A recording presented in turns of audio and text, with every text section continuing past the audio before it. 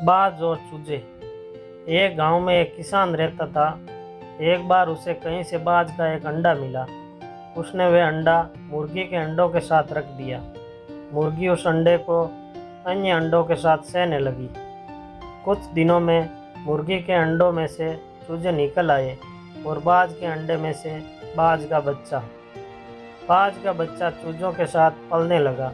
वे चूजों के साथ खाता पीता, खेलता, इधर उधर फुदकता हुआ बड़ा होने लगा। चूजों के साथ रहते हुए उसे कभी एहसास ही नहीं हुआ कि वे चूजा नहीं बल्कि बाज है। वे खुद को चूजा ही समझता था और हर काम उन्हीं की तरह करता था। जब उड़ने की बारी आई तो अन्य चूजों की देखा देखी वे भी थोड़ी ही ऊंचाई तक उड़ा और फिर वापस ज़मीन पर आ गया। उसका भी ऊंचा उड़ने का मन करता, लेकिन जब वह सबको थोड़ी ही ऊंचाई तक उड़ता देखता तो वह भी उतनी ही ऊंचाई तक उड़ता। ज़्यादा ऊंचा उड़ने की वह कोशिश ही नहीं करता था। एक दिन उसने ऊंचे आकाश में एक बाज को उड़ते हुए देखा।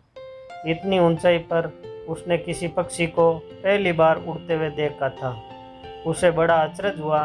उसने चूजों से पूछा, वो कौन है भाई जो इतनी ऊंचाई पर उड़ रहा है? चूजे बोले, वो पक्षियों का राजा बाज है। वे आकाश में सबसे ज़्यादा ऊंचाई पर उड़ता है। कोई दूसरा पक्षी उसकी बराबरी नहीं कर सकता। बाज के बच्चे ने पूछा, यदि मैं भी उसके जैसा ऊंचा उड़ना चाहूँ तो? चूजे बोले, कैसी बात करते हो? मत भूलो तुम एक चूजे हो। चाहे कितनी ही कोशिश कर लो, बाज जितना ऊंचा नहीं उड़ पाओगे। इसलिए व्यर्थ में ऊंचा उड़ने के बारे में मत सोचो। जितना उड़ सकते हो उतने में ही खुश रहो। बाज ने ये बात मान ली और कभी ऊंचा उड़ने की कोशिश ही नहीं की। बाज होने के बावजूद वे पूरी जिंदगी मुर्गी के समान जीता रहा। शिक्षा। सोच और दृष्टिकोण का हमारे जीवन पर बहुत गहरा प्रभाव पड़ता है। हम सभी क्षमता और संभावनाओं से परिपूर्ण हैं।